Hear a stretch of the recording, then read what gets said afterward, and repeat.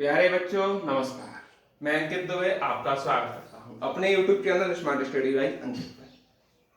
आज हम बात करने वाले हैं एक टॉपिक के बारे में जो है कि आपका RO का पेपर बिल्कुल नजदीक आ गया है। जी हाँ, तो अंतिम दिनों में RO की तैयारी कैसे की जाए, क्या किया जाए जिससे कि हमारे GS और हिंदी में अच्छा स्कोर हो जाए, इसके बारे में आज हम महत्वपूर्ण चर्चा करने वाले हैं। सब्जेक्ट आप सभी को मालूम है कि हमारी क्या क्या आता है क्या क्या नहीं आता है, उसके बारे में डिस्कस करने की जरूरत नहीं है। हम चलते हैं अपने वन बाय वन एक एक सब्जेक्ट को उठाकर ही किसमें क्या पढ़ें क्या छोड़ें एक एक चीज डिस्कस कर लेते हैं, क्योंकि अब पेपर के लिए 12 दिनों का शेष समय है। कितने दिनों का? 12 दिनों का। अगर एक टॉपिक भी एक सब्जेक्ट से पढ़ा जाए तो आप 12 टॉपिक 12 सभी सब्जेक्ट क्लियर कर सकते हैं, रिवाइज कर सकते हैं। तो इंपोर्टेंट रिवीजन के टॉपिक की बात करें तो इतिहास की बात करें तो आप मॉडर्न हिस्ट्री लें। अगर हम हिस्ट्री की बात करते हैं, हिस्ट्री में आपके 3 पार्ट हैं, एंशिएंट, मेडिवल और मॉडर्न। सबसे ज्यादा वैल्यू देनी है मॉडर्न को, मॉडर्न की भी सबसे ज्यादा वैल्यू देनी है नेशनल मूवमेंट को। इसकी देनी है नेशनल मूवमेंट। सबसे ज्यादा फोकस करना है इस चीज पे आखिरी के 12 दिनों में। अगर आपके हिस्ट्री में 25 क्वेश्चन आते हैं, गारंटी 10 क्वेश्चन यहीं से मिल जाएंगे आपको नेशनल मूवमेंट से। 25 में 10 क्वेश्चन।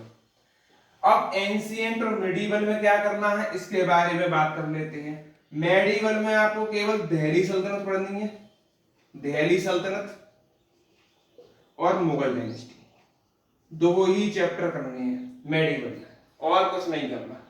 एंशिएंट में क्या करना है? एंशिएंट में आपको देखिए, एंशिएंट की अगर हम बात ले लें तो एंशिएंट में आपको वैदिक एज, ठीक, उसके बाद मौर्य और गुप्त, ये दो और करनी है, और वैदिक एज करनी है। साथ में जैन धर्म और बौद्ध धर्म एक बार देख लेना है। इतना ही कर लो, हिस्ट्री में काम हो जाएगा। बात करते हैं ज्योग्राफी की। तो ज्योग्राफी में अंतिम 12 दिनों में क्या कर सकते हो? तो ज्योग्राफी में इंडियन ज्योग्राफी कर लो, इंडियन ज्योग्राफी यानी भारत का भूगोल कर लो। खास चीज क्या करनी है? कुछ खास मत करो, केवल आपको क्या करना है, एक तो नदियों वाला टॉपिक पढ़ लो, इंडियन में दर्रे पढ़ लो, झीलें पढ़ लो, ठीक। इसके बाद मिट्टी पढ़ लो, और मिट्टी पढ़ने के बाद एक टॉपिक और है कि आप खनिज पढ़ लो। केवल 5 टॉपिक मैंने इसलिए बताए क्योंकि मैं वर्ल्ड ज्योग्राफी में भी 2 टॉपिक देने वाला। वर्ल्ड ज्योग्राफी की बात कर लेते हैं तो वर्ल्ड ज्योग्राफी में 2 टॉपिक पढ़ने हैं आपको। एक तो नदी ही पढ़नी है वर्ल्ड की, और दूसरा टॉपिक की हम बात कर लेते हैं तो दूसरा टॉपिक आपको कौन सा पढ़ना है? तो आपको पढ़नी है विंड। विंड एक और कर लेना जिसको हम बोलते हैं चक्रवात। ये 3 टॉपिक इसमें कर लेना, बस ये हो जाता है ज्योग्राफी की बात। अब बात करते हैं विज्ञान के बारे में। विज्ञान में क्या किया जाए? तो आपको कुछ नहीं करना, आपको बायोलॉजी पढ़ लेनी है। जिसने फिजिक्स केमिस्ट्री पढ़ी है वो उसका रिवाइज कर सकते हैं, लेकिन बायोलॉजी पढ़ लेनी है। बायोलॉजी में चैप्टर कौन से पढ़ने हैं? 5 चैप्टर। एक रक्त पढ़ना है, दूसरा उत्सर्जन तंत्र पढ़ना है, उत्सर्जन तंत्र, तीसरा पढ़ना है कंकाल तंत्र, चौथा पढ़ना है रोग, और 5वां पढ़ना है विटामिन। और एक टॉपिक और बताएंगे जिसमें आपके आती है कोशिका और ऊतक, कोशिका और ऊतक, यही कर लेना है। फिजिक्स केमिस्ट्री नहीं पढ़ी है तो कोई दिक्कत नहीं है, क्योंकि 20 क्वेश्चन अगर साइंस के आएंगे उसमें से आपके 12 क्वेश्चन बायोलॉजी से मिल जाएंगे, ठीक। तो साइंस के लिए ये है।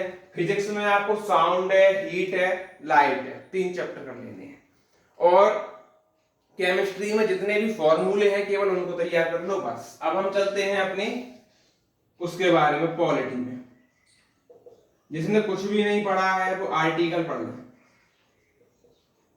आर्टिकल पढ़ लें और किसकी नियुक्ति कौन करता है, किसकी नियुक्ति कौन करता है ये चीज देख लें, ठीक। और इकोनॉमी में आप बजट पढ़ जाए, इको में बजट और सर्वे,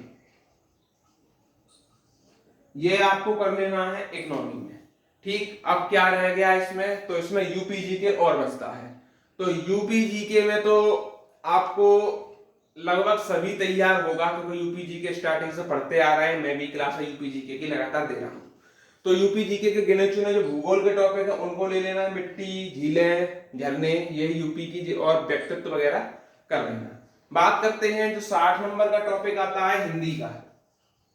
हिंदी में मैंने सभी की क्लासें कराई हुई हैं, और अब वाक्य शुद्धि चल रहा है, तो वाक्य शुद्धि आप साथ के साथ करते चलें।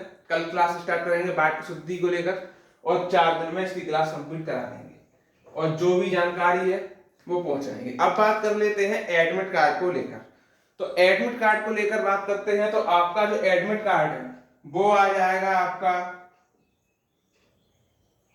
18 से 20 तारीख तक। आज 14 तारीख हो गई है, 3-4 दिन के अंदर आपका एडमिट कार्ड वेबसाइट पर आ जाएगा। और 75 जनपदों में आपका सेंटर बनने वाला है, यानी सभी जनपदों में आपका सेंटर बनेगा, ये चीज भी आप लोग याद रखेंगे, ठीक। तो ये जानकारी थी हमारी तरफ से। आगे हम एक वीडियो और लेके आएंगे आरओ के लिए, जिसमें और बताएंगे कि आपको क्या लेके जाना है, क्या नहीं लेके जाना है। तब तक के लिए बने रहें, धन्यवाद।